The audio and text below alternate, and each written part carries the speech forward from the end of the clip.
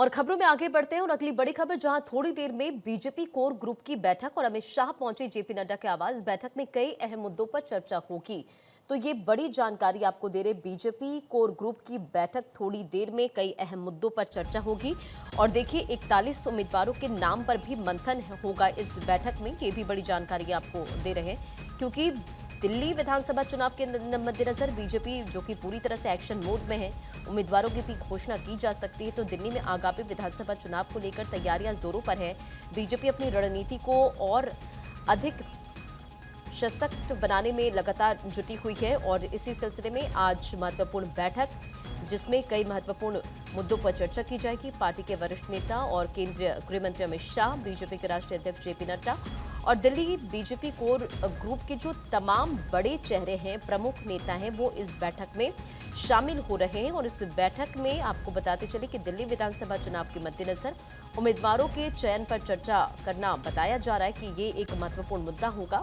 और बीजेपी के सूत्रों के मुताबिक इस बैठक में पार्टी की चुनावी रणनीति को लेकर और इसे मजबूत कैसे किया जा सके, इसे लेकर विचार विमर्श किया जाएगा। और इसी खबर पर अधिक अपडेट के साथ अदिति नागर भी हमारे साथ जुड़ गई हैं। आपको बता दें कि बीजेपी कोर ग्रुप की जो मीटिंग है वो शुरू हो गई है और अदिति इस खबर पर अधिक अपडेट के साथ जुड़ गई हैं। अदिति, बीजेपी कोर ग्रुप की बैठक, कई अहम मुद्दों पर चर्चा होने वाली है, क्या वो तमाम मुद्दे हैं दिल्ली विधानसभा चुनाव के मद्देनजर? चर्चा होगी। बीजेपी कोर ग्रुप की बैठक शुरू हो चुकी है और अब जाहिर तौर पे आगे किस तरीके से बढ़ना है। आपको बता दें अमित शाह पहुंच चुके हैं जेपी नड्डा के आवास पर और आम आदमी पार्टी भी रोज एक नए आज किसी पोस्टर के साथ आगे बढ़ रही है और इसी स्लोगन पोस्टर के साथ आगे बढ़ते हुए जाहिर तौर पे जो दोनों ही पॉलिटिकल पार्टी के बीच में रस्साकशी चल रही है उसको लेते हुए कैसे बीजेपी की रणनीति आगे होनी है, इन तमाम मुद्दों को लेकर आगे बढ़ना है। इसके साथ साथ जाहिर तौर पे अभी दिल्ली चुनाव बेहद महत्वपूर्ण है। ये मुद्दा अलग है कि बीजेपी ने बिहार के चुनाव की तैयारियां भी शुरू कर दी हैं, लेकिन अभी तारीखों के ऐलान के बाद इस तमाम चुनाव प्रचार को किस तरीके से आगे लेकर जाना है, उसको लेकर आज ये बीजेपी कोर ग्रुप की बैठक है। बेहद महत्वपूर्ण बैठक है। कोर ग्रुप के तमाम सदस्य इसमें मौजूद हैं। प्रत्याशियों से लेकर जिताऊ उम्मीदवारी से लेकर आगे की रणनीति से लेकर मैनिफेस्टो से लेकर तमाम मुद्दों पर आज चर्चा होगी और ये बैठक बेहद महत्वपूर्ण मानी जा रही है। अब बिल्कुल, जरा ये भी बताएं कि जो उम्मीदवारों के नामों की घोषणा होने वाली है, क्योंकि सेकंड लिस्ट आने की भी बात सामने आ रही, तो क्या इससे भी लेकर इस मीटिंग में चर्चा होगी? जाहिर तौर पे कोर ग्रुप की जब बैठक है, जैसे आपको बता दें कि बीजेपी दिल्ली के जो तमाम जो कोर ग्रुप के सदस्य हैं, जैसे कि बांसुरी स्वराज हैं, इसके अलावा कमलजीत सहरावत हैं, वो सब भी उस बैठक में मौजूद हैं। जो सेकंड लिस्ट आएगी उसमें कौन सी जिताऊ उम्मीदवार है, जिताऊ सीट है, कहाँ पर त्रिकोणीय मुकाबला करना है, किन किन के चुनाव में उतारा जा सकता है, किस तरीके से चुनाव हर एक सीट को चाहे चैलेंज किया जा सकता है, जहां आम आदमी पार्टी स्ट्रांग है, चाहे कांग्रेस स्ट्रांग है और भारतीय जनता पार्टी की तमाम रणनीति इसको लेकर चर्चा है। और जाहिर तौर पर इस कोर ग्रुप में चुनाव प्रचार के साथ साथ इस कोर ग्रुप में ये भी चर्चा की जाएगी कि कौन कौन से वो प्रत्याशी होने वाले हैं।